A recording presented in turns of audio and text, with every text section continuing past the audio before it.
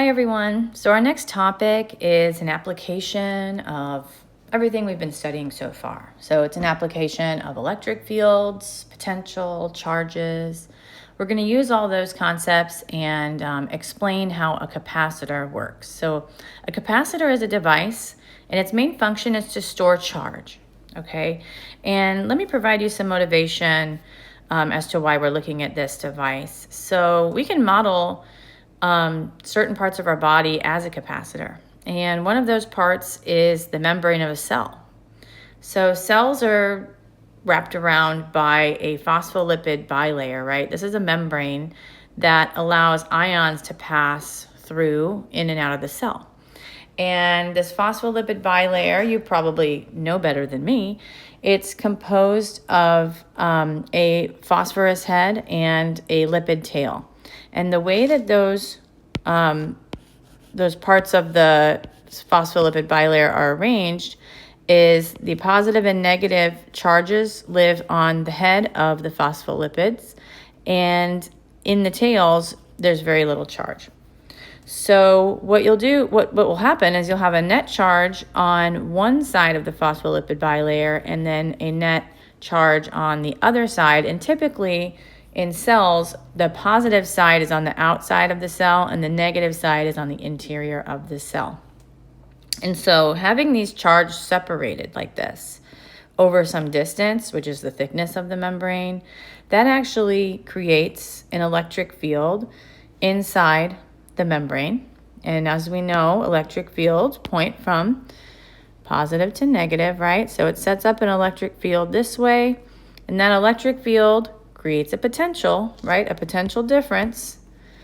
And that potential difference provides energy to the ions in order to help them either go through the cell and out or penetrate the cell and go in. Okay, and that's the sketch I have right here. So we can model this as a capacitor.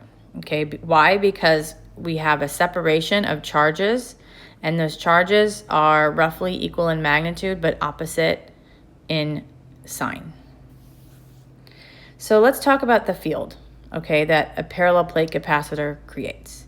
So let me actually first describe a little bit in more detail what a parallel plate capacitor is.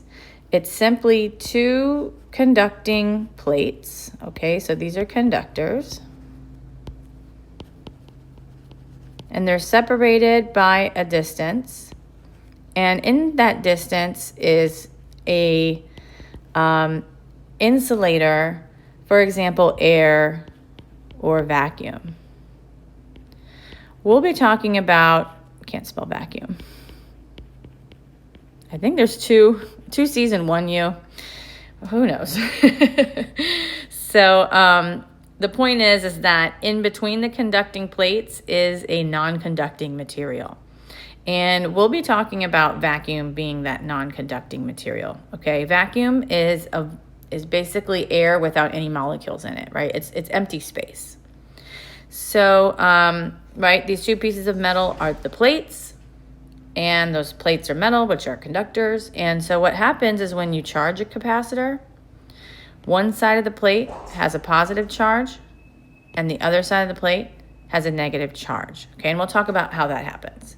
But that's what happens. And it takes energy input, right? It takes work to separate those positive and negative charges. And that work, once you put that work in to the capacitor to set up those charges in that way, you can store it, you can hook it up to something, and then those charges will flow. Okay, so capacitors kind of act like a battery, right? They're storing energy for later use. So the way we represent a capacitor in terms of circuits, which we'll be doing a little bit, is like this. So here are the two plates, and here are the wires attached to the plates that connect the capacitor to whatever that you need it to connect to. So the following few slides are going to derive some quantities about the capacitor, and I'm going to skip some. I'm going to tell you what you need to know about it. okay? So earlier in chapter 16, there was a section that we skipped, and I skipped it on purpose. And all that section did was tell us that the electric field due to a plate of charge is given by sigma over 2 epsilon naught, where sigma is simply the charge per unit area, okay? And so that is just a result that you accept, right? Instead of looking at the electric field of a point charge, we're looking at the electric field of a plate of charge, and the value or magnitude of that electric field is constant. That value is sigma over 2 epsilon naught. So in a capacitor, you just saw that there's two plates, right? I'm going to skip down to, there we go, the big picture of the capacitor. There's two plates, and the electric fields due to each plate are going to add together, so that 2 is going to get canceled out, and the electric field between the plates of the capacitor is simply sigma over epsilon naught, okay? And then if we plug in what sigma means, which is charge over area, we have an equation for the electric field between the plates of the capacitor, okay? Q over epsilon naught times the area of the capacitor. So pretty simple, right? And so what does that equation tell us? Well, nothing is changing with distance here, right? If you remember the electric field of a point charge, its value depended on the distance from the point charge, right? But in between the plates of a parallel plate capacitor, the electric field is constant. Okay, so that's a difference, right? Difference between the E field of a point charge and the E field of a capacitor. The electric field is completely constant no matter where you are in between the plates. And this is its value. The charge on the plates, Q, divided by epsilon naught and times the area of the plates. So that's pretty much what those slides are, there's a lot of them, right? This slide deck can be a little bit wordy. So now that we know the electric field between the plates, let's find the potential, the energy required, right, per unit charge to move a charge from one plate to another plate, okay? And so we remember that the equation for delta V is negative ED cosine theta, right? It's written right there. Just write it again. And so, well, D is going to be the separation between the plates, right? E is going to be the value of the electric field between the plates. So we can plug that in. And then theta is going to be -1. Why? Because we're defining the delta V to be the difference between the positive plate and the negative plate. So remember, delta V is final minus initial. So we're going from the negative charge, actually drew it wrong. We're going from the negative plate to the positive plate, okay? So that means the final location is towards the positive plate. And so if this is our D vector, which is pointing down, it's 180 degrees from our electric field vector pointing up.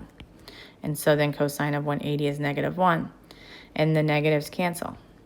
So when you plug in what E is, what we just learned E for the parallel plate capacitor, right? It was a constant, Q over epsilon naught A. Plug that in, and what we see is that the potential, delta V, is QD over epsilon naught A.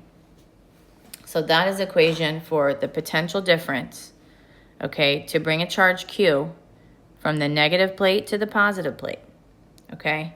And so if that charge Q is negative, well, then there'll be a negative sign there. If that charge Q is positive, well, then that value will be positive, okay? And in this slide, next slide, what I want you to notice, and it's telling you to watch out, we have kind of switched talking about potential difference, and we're now using V to represent potential difference. So I don't want you to get confused. When we're talking about capacitors, we kind of shorthand the delta V for simply V. And that's because there are two plates involved, so we're always taking a potential difference between the two plates. We're never finding the potential, due to one. So we're always going to have a delta V, so we just shorthand it for V, okay?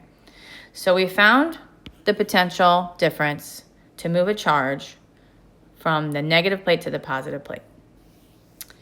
And we're going to kind of analyze this further and develop an equation for the capacitance of a capacitor. Okay, so that's the point of the next couple of slides. So we're going to take that information of delta V and use it to derive the capacitance of a capacitor. So what we're going to do now is we're going to take this expression for the change in potential moving across a capacitor, and we're going to use it to derive the capacitance of a capacitor. Okay, so if we rearrange, let me erase that. If we rearrange equation 1711, which is this one right here, QD over epsilon naught A, okay. If we rearrange that and solve for Q,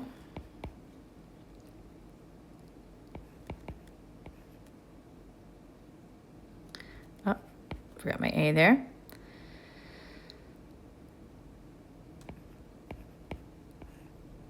Okay. I'm going to move the V on the outside. You'll see why. Okay. So what I've done is I've shown that the amount of charge that ends up on each plate depends on the potential that we apply to the capacitor. Okay. So if a capacitor is initially uncharged, that means Q equals 0 on each of the plates. Well, then there's nothing going on, right? If I want to apply charge to the plates, and we call that charging the capacitor, I'm going to need to apply a potential difference in order to separate those charges and get them to end up on the plates. So applying a potential difference, we can achieve that by hooking up the capacitor to a battery or to a power supply, right? A battery is a supply of power, right? So that's going to create that potential difference. So remember, batteries, they're defined by a potential difference, right? Like 1.5 volts or, 5 volts, right? So that potential difference of 1.5 volts is being applied to the capacitor, and that's giving energy to those electrons to move through the circuit and pile up on the plates of the capacitor. So once we rearrange, right, the Q to be a function of V, we can see that the amount of charge on the plates depends on the potential we apply, and the constant of proportionality is this guy right here. It's just a bunch of constants, right? It's epsilon naught, it's the area of the plates, and it's the distance between the plates. And that constant of proportionality is called the capacitance of the capacitor, okay? So we use C to mean the capacitance of a capacitor, and C is equal to epsilon naught A over D. All right, so you can see that the only thing that governs the ability of the capacitor to store charge is the dimensions of the capacitor. And that's a pretty interesting result, right? It doesn't matter what the material of the capacitor is. It doesn't matter if it's aluminum metal, if it's iron metal, as long as it's a conducting metal, the amount of charge stored on it only depends on the dimensions, right? The area of the plates and the distance between the plates. So here is, right, the equation for C, and I kind of wrote some intermediary equations next to it, right? This is the charge to voltage relationship, right? How much voltage is required to get the amount of charge on the plates. And we figured that out by finding what delta V was across the plates by substituting the fact that the electric field is Q over epsilon naught A, and getting this equation right here. Okay, so you can kind of like see the connection between everything. So, right, this is basically the slide is what I just said earlier, right? The capacitance depends only on the area of the plates and the distance between them, okay? and the material between them, but not the material of the plates. We're assuming that the plates are separated by vacuum. Okay, look, it's 1C. I spelled it right earlier after many attempts. So the capacitance, so what does the capacitance tells us, right? It tells us how much charge can be stored on the capacitor at a given voltage, right? How much charge can be stored on a capacitor at a given voltage? Well, that constant in proportionality is C, which is epsilon naught A over D. Okay, so that's how we would read this equation. How much charge can be stored on the capacitor given a voltage? Well, that depends on the dimensions of the capacitor. So if we rewrite that, we can kind of see that relationship a little bit better, right? If we substitute epsilon naught A over D for C, you can see that it's a linear relationship, right? The more V you add, the more charge you get, okay? The less V, the less charge, okay? C is the constant here. So we're going to be doing a lot of problems like that coming up, a lot of conceptual problems, these dependencies and relationship problems, okay? And then we're even going to break apart C and do that and see what happens if we change D, what happens if we change A, okay? So get prepared. Let's talk about the units of capacitance. They're called the farad, okay? A farad is simply a coulomb over a volt, right? Because if C equals QV, if Q equals CV, then C is Q over V, which is a coulomb over a volt, right? So a coulomb over a volt, or a farad, is a very big number, okay? And we're going to actually, to achieve 1 farad in vacuum, right, with the material in between the plates being vacuum, you actually need plates that are like miles wide. Okay, so 1 farad is an extremely large capacitance. Anything that we deal with is going to be in terms of like very small capacitances, like 10 to the minus 6, 10 to the minus 9. So get used to those I can't think of the word, right? Units. Right, 10 to the minus 6 is micro, 10 to the minus 9 is nano, 10 to the minus 3 is milli. Okay, so you're going to be seeing that. Pico, here we go. Pico is 10 to the minus 12. That's pico. Okay, so you're going to be seeing that a lot. And, here's, again, the value of epsilon naught, but now we can report it in much more simpler units of farads per meter. So just to kind of give you some context, so a lot of touch screens, well, the older ones, I think the technology might have changed just a little bit, but the idea of how a touch screen works is actually based completely on capacitance, okay? Where the screen is 1/2 of a plate, and then your finger or your stylus is the other half of the plate. And the only time you get a decent capacitance is if D is small, right? Capacitance is epsilon naught A over D. So as soon as you bring those plates closer together, D shrinks, capacitance goes up, and then the screen says, oh, there's a finger there. I'm going to, do whatever that finger's doing at that spot, right? So it's just kind of a neat idea to think about, right? Touchscreen, you are 1/2 of a capacitor, okay, when you're using a touchscreen. So let's do an example. Okay, very basic.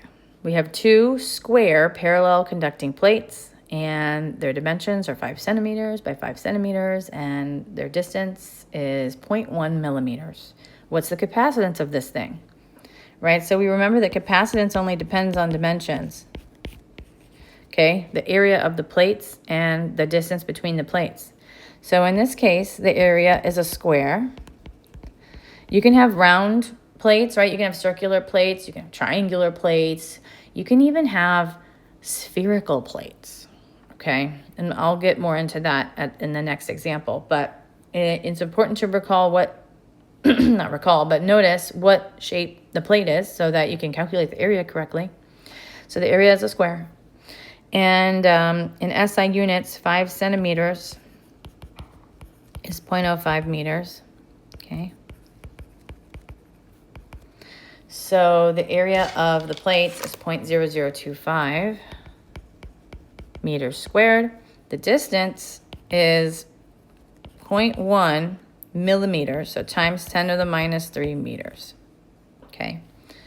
So if we calculate the capacitance, we have our 8.85 times 10 to the minus 12 farad per meter for the epsilon naught value.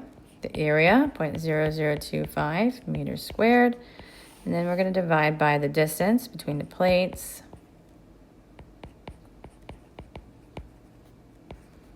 And we get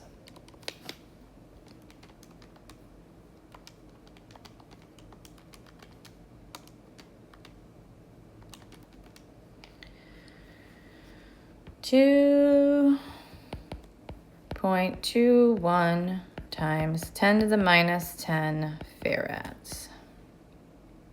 Make sure I typed in everything correctly. Yep. And so it's a small number, so we expect that, right? The capacitance of like regular sized objects is going to be real small. So let's check our answer. Yeah, so we can rewrite that as picofarads, okay? If we move this over 2 decimal places, that becomes 221 times 10 to the minus 12, which is 221 picofarads, okay? So nothing too crazy here. The main idea that I want you to take away from this example is that, you know, be wary of like what shape the capacitor is, okay? And make sure you calculate your area accordingly. So if I put a circle, you need to do the area of a circle. If they were triangles, okay? And if they were spheres, then you would do the surface area of a sphere, okay? Let's look at an example where the capacitance could be spherical. Okay, so let's do example 17.8. So 17.8 is an example that's 2 slides long, okay? It's a pretty long example. And the reason for that is a lot of the physics questions that you encounter in the MCAT will be styled like this. They will be a paragraph long. They will involve a lot of reading comprehension, a lot of synthesis of information, okay? And they're not going to be exactly kind of like the equations that maybe you have memorized or written down for physics, okay? But let's see if we can figure it out. But, you know, it's not as bad as it seems. And it's actually pretty interesting. So let's look at the problem together. So this problem explains how the hormone insulin is kind of delivered to cells and to reduce blood glucose levels. And so how this works is that you have these beta cells, right? They store the insulin in bubble-like organelles called vesicles, all right? The radius of these bubble-like organelles are 150 nanometers. So we have a sphere going on, okay? And to release the insulin, these vesicles, these bubble-like organelles, fuse with the membrane of the cell and increase the surface area of the cell. So how does that work? So the vesicles are in red, and the cell membrane is, you know, the peach or the yellow area. And you can see that a fuse starts. So they start to share a wall. And, well, what that does is that you can see when the vesicle is part of the membrane, the area increases, right? Because the area of the cell was like this before, and now there's an extra piece here, right? So we have an increase in surface area. And that increase in surface area, how does that relate to capacitance? Let's think about that, right? Capacitance is epsilon naught A over D. So if we have an increase in surface area, we're going to have an increase in capacitance. So we kind of let's think about that as we read the next half of the slide. So the thickness of the cell membrane doesn't change. Okay, great. So the thickness is meaning if we are modeling this cell membrane as a capacitor, the thickness would be D, right? Let me just copy this and put it here.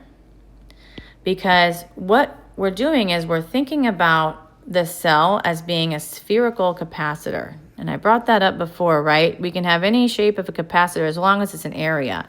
So here's the inside of the cell, it's a sphere. And then the outside of the cell is the outside of the membrane, right? Where inside, in between, you have the phospholipid bilayer, right? With the little squiggly tails, right? So this is D. What color am I going to use, right? That thickness is D. And then this guy is the area, which would be the area of a sphere. All right, so I'm giving you a mental picture of what we're doing. So we're imagining a spherical capacitor. And we can actually treat a spherical capacitor like a parallel plate capacitor. And so we can use this equation right here. So as we continue reading, we're told that the thickness of the cell membrane does not change. So what that means is that D is constant, okay? That helps us because now we can, pretty easily develop a relationship between C and A because these guys are constant. Okay, A is increasing due to the fusing of the vesicle to the membrane wall. C is increasing as a result. And what we're told is that there was an experiment done, and experiments show that this membrane capacitance, it increases at a rate of 1.6 times 10 to the minus 13 farads per second. Okay, so C is increasing at a rate. So this sentence is basically telling us that delta C over delta T is 1.6 times 10 to the minus 13 farads per second. If the membrane capacitance is approximately 1 microfarad per square centimeter, estimate the number of vesicles that fuse with the cell membrane per second during insulin release. Okay, so we're given a condition. If we're given a capacitance per unit area, what would be the number of vesicles that is contributing to that area increase and thus contributing to the capacitance increase? Okay, so how many vesicles contribute to area increase if the rate of capacitance increase, so if delta C over delta T is known, right? So we kind of have an idea of what we need to find, but we need to go through some intermediary steps to get to that number, right? So it's important to recognize the relationship between all of the parameters. So I moved the problem over, so I have a little more room to write. So now that we've set up the question and have a really good understanding of the relationship between the values that were provided, let's kind of see how we're going to put them together. So what we know is that this change in capacitance, is proportional to the change in area, okay? And we have to figure out what is that constant of proportionality. So a change in capacitance is going to equal the capacitance per unit area, okay, times that change in area. So if we look at a unit analysis here, right, the change in area would be units of meters squared. This capacitance per unit area, the denominator of that value cancels, and what we're left with is capacitance equals capacitance. And so anything in brackets here is units, right? So I'm doing a unit analysis to kind of understand the relationship between all of the parameters that were given to me. And so when you say it that way, it kind of makes sense, right? This change in capacitance, I know it's occurring per second, but let's kind of ignore the per second for now, okay? We have a change in capacitance for every 1 second, and that value is 1.6 times 10 to the minus 13 coulombs, farads for every 1 second. So let me just write, everything we're writing here is per second. So in 1 second, we have a capacitance change of 1.6 times 10 to the minus 13. Okay. And we also know that this, constant proportionality, the number of farads per square centimeter is 1 microfarad for every centimeter squared. And what we need to find, or unknown, is the change in area that occurs. And once we know the change in area, delta A, we can find the number of vesicles that create that delta A. And how can we do that? Because we know the area of one vesicle. Okay, what is the area of one vesicle? Well, we were told that the radius of one vesicle is 150 nanometers. All right, so the area of one vesicle would be 4 pi r squared. Okay, so we'll get to that. Let's solve for this change in area and find how much area is changing to produce a capacitance change in 1 second of 1.6. So we're going to solve for delta A. I'm going to divide 1.6 times 10 to the minus 13 farads by 1 times 10 to the minus 6 farads per centimeters squared.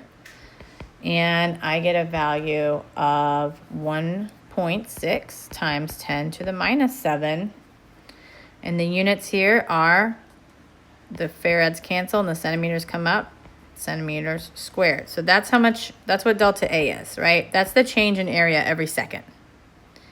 So let's go ahead and bring all my units to meters. That's the way I like to do it.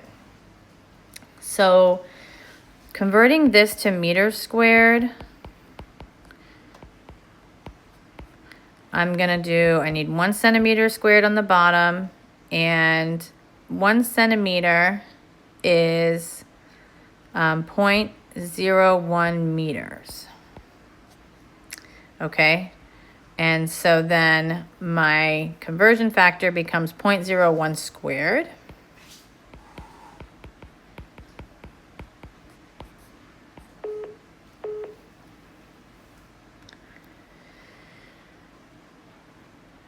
And so times 0.01 squared equals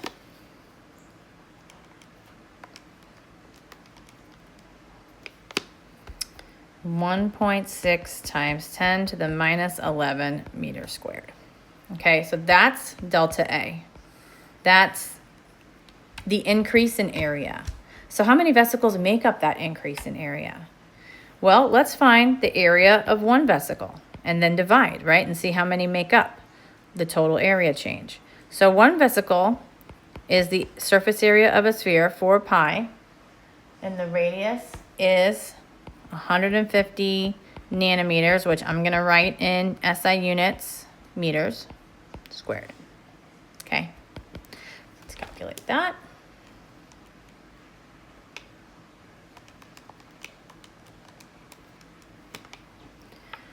.83 times 10 to the minus 13 meters squared. So now let's divide these two crazy numbers. So the change in area over the single area of one vesicle is going to give me the number of vesicles.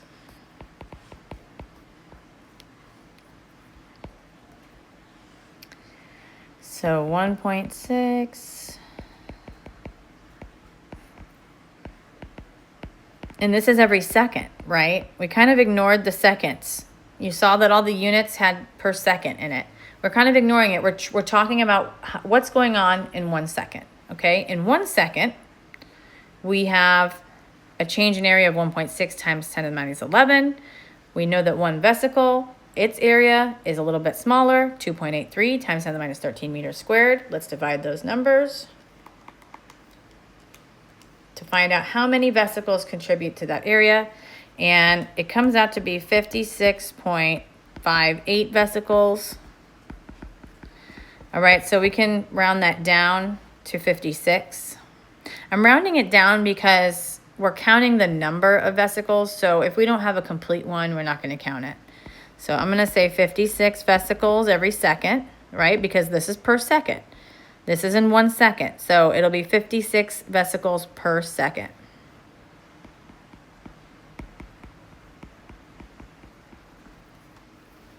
All right, in 1 second. So that means at the rate, if the rate is constant, it's going to be 56 vesicles per second. Okay, which is what we were asked to find, right? The number of vesicles that fuse per second. And so what we did here is we kind of calculated everything in terms of what happens in 1 second. And since that rate is constant, or it didn't really tell us that it wasn't constant, but we're assuming that rate is constant, that means it's going to be the same throughout all the seconds. So we kind of just brought the seconds back in when we found the number of vesicles, okay? So that ends this example. And right, the problem-solving techniques that we used were we really had to become comfortable with the problem and fully understand the circumstances of the problem.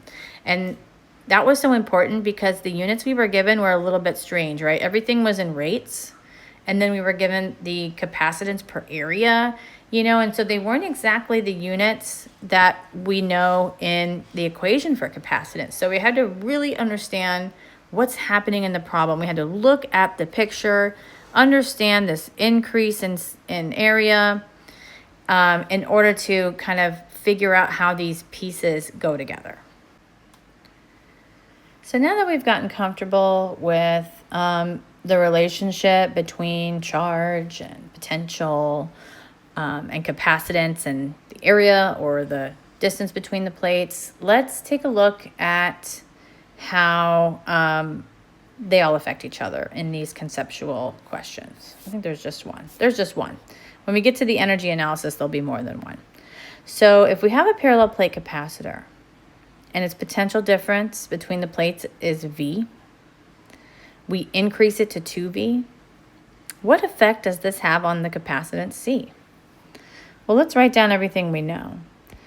We can start off with the standard equation for capacitance. And what that is it's in this form. And right in this equation tells us the amount of charge that accumulates on the plates depends on the voltage we apply.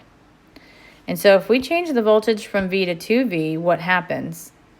Well, we change the amount of charge, right? So if we now plug in 2V here, well, then we're going to get a 2Q over here, right?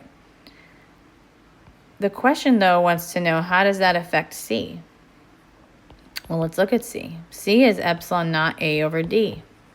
C only depends on the geometry of the capacitor. So what you do with the voltage doesn't affect anything but the charge that accumulates on the plates. So therefore, C actually does not change at all if we increase the voltage across the capacitor.